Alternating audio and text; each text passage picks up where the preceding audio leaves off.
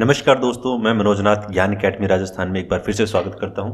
तो दोस्तों, जो अपनी राजस्थान की बोर्ड्स की बुक्स हैं, उनके जो इंपॉर्टेंट क्वेश्चंस हैं, उनको अपने दोस्तों डिटेल से डिस्कशन करते हैं। तो चलो दोस्तों स्टार्ट करते हैं। तो दोस्तों, अपना पहला क्वेश्चन है कालीबंगा। कालीबंगा किस जिले में स्थित है? तो कालीबंगा किस जिले में स्थित है दोस्तों? हनुमानगढ़ के अंदर है दोस्तों, आपने कहा। अब बात आती है कालीबंगा की। तो कालीबंगा क्या है, कुछ है। तो जो कालीबंगा थी दोस्तों, इसकी खोज किसने की थी दोस्तों? अमलानंद घोष जी है, इन्होंने इसकी खोज की थी, यानी इसका उत्खनन किया था दोस्तों। ठीक है, अब कब किया था? 1952 के अंदर दोस्तों इसका उत्खनन किया गया था। और आगे इसमें बात करते हैं तो किस लिए फेमस है कि ये कालीबंगा नाम से पता चल रहा है। कालीबंगा काली चूड़ियों के लिए फेमस रहा है। इसमें 7 अग्नि वेदिकाएं मिलती हैं दोस्तों, वो मिली हैं इसमें। इसी के अंदर दोस्तों जो भूकंप के साक्ष्य मिले हैं, इसी सभ्यता से पक्की नालियां मिली हैं दोस्तों अपनी। और सबसे बड़ी बात है, जो अपनी गेट बोलते हैं यानी किवाड़ जो है, उस पे दोस्तों छेद मिला है। और जो मुद्रा है, मुद्रा पे व्याघ्र का साइन मिला है दोस्तों। और साथ ही जो शल्य चिकित्सा के जो अपने अवशेष हैं, वो भी इसी सभ्यता से प्राप्त हुए। तो ये दोस्तों काफी इंपॉर्टेंट सभ्यता हो जाती है अपनी। अब दोस्तों नेक्स्ट क्वेश्चन करते हैं अपने। अशोक का भाब्रू शिलालेख। दोस्तों, अशोक का भाब्रू शिलालेख कहां से प्राप्त हुआ था? तो दोस्तों कहां से प्राप्त हुआ है? बिल्कुल सही दोस्तों, ये प्राप्त हुआ है अपना बेराट से। अब बेराट से तो प्राप्त हुआ है। अब इसमें जब बेराट से हो गया, बेराट कहां पर है स्थित है? तो दोस्तों जयपुर के अंदर स्थित है। अब ये भी आता है कि और क्या क्या चीजें मिली थी। तो जो बेराट बोलते हैं, इसी को दोस्तों पहले विराट नगर बोलते थे। और यहाँ से 2 अपने शिलालेख प्राप्त हुए थे। एक तो भाब्रू का शिलालेख प्राप्त हुआ था, एक बेराट का शिलालेख प्राप्त हुआ था। और किससे संबंधित है दोस्तों? ये अपने बौद्ध धर्म से संबंधित है दोस्तों। अब जो भाब्रू शिलालेख था दोस्तों, इसको 1840 के अंदर दोस्तों कौन? कैप्टन बर्ट, ये दोस्तों काट के ले गए थे। कहां ले गया था? कलकत्ता। कलकत्ता जाके इसने दोस्तों इसको स्थापित कर दिया था। और इस सभ्यता की जो बात करते हैं कि किसने खोज की, तो इसकी खोज दोस्तों अपने की थी दयाराम साहनी जी ने खोज की थी दोस्तों। कब की थी? 1936-37 के अंदर दोस्तों इसकी खोज की थी दयाराम साहनी जी ने। उसके बाद में दोबारा खोज की गई थी दोस्तों 1962-63 के अंदर, जो अपने नीलरतन बनर्जी थे और कैलाशनाथ दीक्षित जी, इनके द्वारा दोस्तों आगे इसकी खोज की गई थी। और ये शैल चित्रों के लिए दोस्तों अपना प्रसिद्ध है। तो ये काफी इंपॉर्टेंट हो जाता है दोस्तों। नेक्स्ट क्वेश्चन है, नास्तवा पक्षी किस सभ्यता से मिला है? दोस्तों किस सभ्यता से मिला है? ये भी दोस्तों अपना बेराट सभ्यता से मिला है। नेक्स्ट क्वेश्चन करते हैं दोस्तों, बिज्जक की पहाड़ी और भीम डूंगरी। बिज्जक की पहाड़ी भीम डूंगरी का किस सभ्यता से संबंध है दोस्तों? बिल्कुल सही है दोस्तों, इसका संबंध अपना रहा है बेराट से। बेराट सभ्यता जो अपन ने बात की थी दयाराम साहनी जी के द्वारा जिसका उत्खनन किया गया था, वही सभ्यता दोस्तों। और उसके बाद है नेक्स्ट क्वेश्चन अपना, किस सभ्यता से हाथ से बने हुए वस्त्र प्राप्त हुए?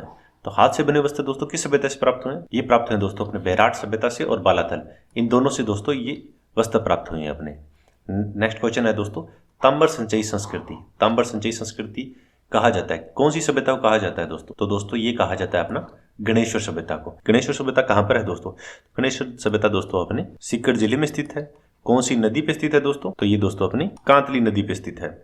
और अगर इसकी उत्खनन की बात करें तो उत्खनन कार्य किसने किया था दोस्तों? 1977-1978 के अंदर दोस्तों रतन चंद्र अग्रवाल जी थे। रतन चंद्र अग्रवाल और विजय कुमार, इन दोनों के नेतृत्व में दोस्तों इसका उत्खनन किया गया था दोस्तों। और वैसे बात करते हैं कि भारत के अंदर ताम्बर युगीन सभ्यताओं की जननी किसे माना जाता है, तो दोस्तों वो गोवा को माना जाता है अपना। नेक्स्ट क्वेश्चन करते हैं दोस्तों, सर्वप्रथम किस धातु का प्रयोग किया गया था दोस्तों? तो सर्वप्रथम कौन सी धातु का प्रयोग किया गया था दोस्तों? ताम्बर धातु का प्रयोग किया गया था दोस्तों सबसे पहले अपना। उसके बाद नेक्स्ट क्वेश्चन करते हैं दोस्तों, अग्निकुंड वेदिकाओं के साक्ष्य कहां से प्राप्त हुए? कहां से प्राप्त हुए दोस्तों? बिल्कुल सही बताया दोस्तों आपने, ये कालीबंगा से प्राप्त हुए हैं। कालीबंगा जो अपने बात कर चुके दोस्तों वही है। कालीबंगा से कौन कौन से प्राप्त हुए? अमलानंद घोष जी जो 1952 में इसको दोस्तों किया था।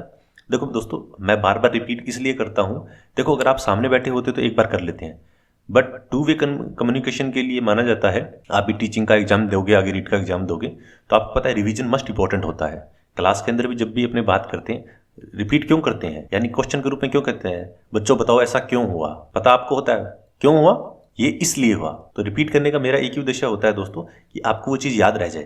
वरना ऐसे तो किताबों में सारा ज्ञान किताबों में भरा ही पड़ा है, आपने ये जो क्वेश्चन कर रहे हैं ये किताबों में लिखे ही पड़े हैं, पर डिस्कशन से क्या होता है कि वो चीज लॉन्ग टर्म में याद रहती है दोस्तों, इसलिए डिस्कशन की जाती है। तो मेरा उद्देश्य यही होता है कि रिपीट करने का। तो नेक्स्ट क्वेश्चन करते हैं दोस्तों क्वेश्चन है, सेना को वेतन देने तथा सेना संबंधी अन्य कार्यों की जिम्मेदारी होती थी। तो किसकी जिम्मेदारी होती थी दोस्तों इसमें? बिल्कुल सही दोस्तों, वो जिम्मेदारी अपनी पक्षी होता था उसकी जिम्मेदारी रहती थी दोस्तों। ठीक है, खजांची की जो पैसा होता था उसकी रहती। प्रधान होता था जो मुखिया होता था गांव का, उस टाइप से प्रधान होता था। राजा तो सर्वे सर्वा होता ही था दोस्तों। जैसे कि भारत में बात करें तो भारत का राजा कौन है? आज बात करें, राजा है नहीं, पर सारी पावर किसके हाथ में? तो पीएम के हाथ में होती है। एक राज्य की बात करें तो उसकी पावर किसके हाथ में होती है? तो वो सीएम के हाथ में होती है, यानी मुख्यमंत्री के हाथ। तो वैसे ही दोस्तों नेक्स्ट क्वेश्चन है दोस्तों, राजस्थान के प्रथम निर्वाचित मुख्यमंत्री थे। तो दोस्तों कौन थे अपने? बिल्कुल सही दोस्तों, आपने बिल्कुल सही बताया, टीकाराम पालीवाल जी थे। ये दोस्तों प्रथम निर्वाचित मुख्यमंत्री थे दोस्तों। भारत का प्रथम वायसराय कौन था? तो भारत का प्रथम वायसराय कौन था दोस्तों? बिल्कुल सही दोस्तों, ये लॉर्ड कैनिंग जी थे अपने, लॉर्ड कैनिंग थे, ये भारतीय प्रथम वायसराय बने थे दोस्तों। नेक्स्ट क्वेश्चन करते हैं दोस्तों, राज्य की सबसे छोटी इकाई को क्या कहा जाता था?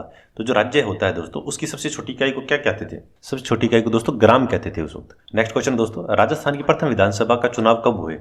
प्रथम विधानसभा के चुनाव दोस्तों अपने हुए थे 1952 के अंदर। राज्य की संपूर्ण शक्ति का सर्वोच्च केंद्र होता था, सर्वोच्च केंद्र कौन सा होता था राज्य का दोस्तों? राजा होता था, सभी चीज उसी के अंदर निर्भर करती थी दोस्तों। नेक्स्ट क्वेश्चन करते हैं दोस्तों, 1935 के भारत सरकार अधिनियम को लागू किया गया था। कब लागू किया गया था? 1 अप्रैल 1937 को लागू किया गया था दोस्तों।